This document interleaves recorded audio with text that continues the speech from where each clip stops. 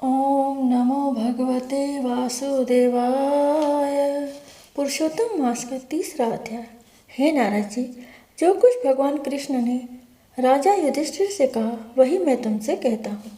एक समय धर्मराज युधिष्ठिर जुए में दुर्योधन से सब कुछ हार गए, तो द्रौपदी को बालों से पकड़कर दुष्ट दुशासन ने खींचा और वस्त्र भी पकड़कर खींचे, तो कृष्ण भगवान ने रक्षा की।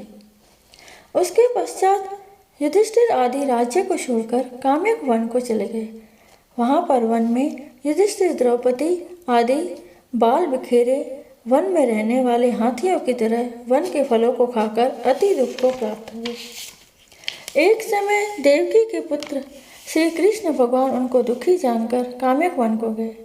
उस समय युधिष्ठिर आदि श्री कृष्ण भगवान को देखकर ऐसे प्रसन्न हुए मानो देह में प्राण आ गए हों।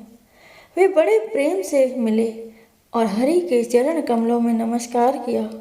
द्रौपदी ने भी प्रणाम किया। राजा युधिष्ठिर को दुखी देखकर और ऐसे ही द्रौपदी को दुखी देखकर श्री कृष्ण भगवान भी अत्यंत दुखी हुए। जब विश्वात्मा भक्त वत्सल भगवान ने दुर्योधन को भस्म करने के लिए क्रोध किया, तो मानो करोड़ों काल कराल के समान मुख से प्रलय काल की अग्नि उठी हो और दांतों को पीसते हुए मानो त्रिलोक को भस्म कर देंगे। तब अर्जुन भय से कांप उठा। युधिष्ठिर और द्रौपदी तथा दूसरे उपस्थित वृंद हाथ जोड़कर भगवान को प्रसन्न करने के लिए स्तुति करने लगे। अर्जुन कहने लगे, हे कृष्ण, हे जगन्नाथ, हे नाथ, मैं जगत से बाहर नहीं हूँ, फिर आप मेरी रक्षा क्यों नहीं करते? आप तो सारे जगत की रक्षा करने वाले हो। जिनके नेत्र बंद करने से ब्रह्मा का पतन हो जाता है, जिनके क्रोध से सारे विश्व का नाश हो जाता है, कोई भी जीवित नहीं रह सकता। हे जगतपते, इस संहार करने वाले क्रोध को दूर कीजिए। आपके क्रोध से संसार में प्रलय हो जाएगी।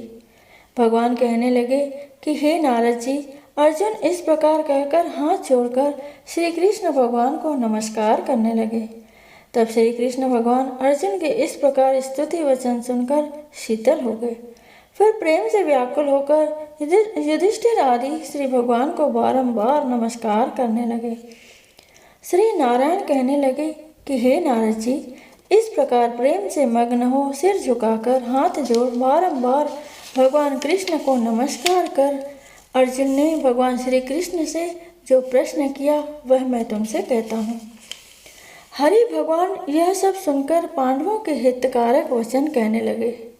कृष्ण कहने लगे, हे अर्जुन, मेरे वचनों को सुनो और आपने जो अपूर्व प्रश्न किया है, इस समय मैं इसका उत्तर देने को समर्थ नहीं। यह गुप्त प्रश्न ऋषियों को भी कठिन है। तो भी हे अर्जुन, मैं तुम्हारी मित्रता और भक्ति से प्रसन्न होकर अत्यंत कठिन उत्तर को क्रम से कहता हूँ, सुनो। हे अर्जुन, एक समय में संयोगवश अधिक मास आया। उसको सब असहाय, निंदक, अपूज्य, मलमास और नवी की संक्रांति से वर्जित ऐसा कहते हैं। मल यानी गंदा, मांस होने से स्पर्श करने योग्य नहीं है, सब कर्मों में निंदित है। इस प्रकार लोगों के वचन सुनकर वह मलमास कांतिहीन, निरुद्योगी दुखों से युक्त मेरे पास आया और वैकुंठ में जहाँ पर मैं निवास करता था, स्वर्ण के सिंहासन पर बैठे हुए देखकर मुझको दंडवत प्रणाम किया और दोनों हाथ जोड़ नेत्रों से आंसू बहाता हुआ इस प्रकार कहने लगा। बोलो श्री कृष्ण भगवान की जय।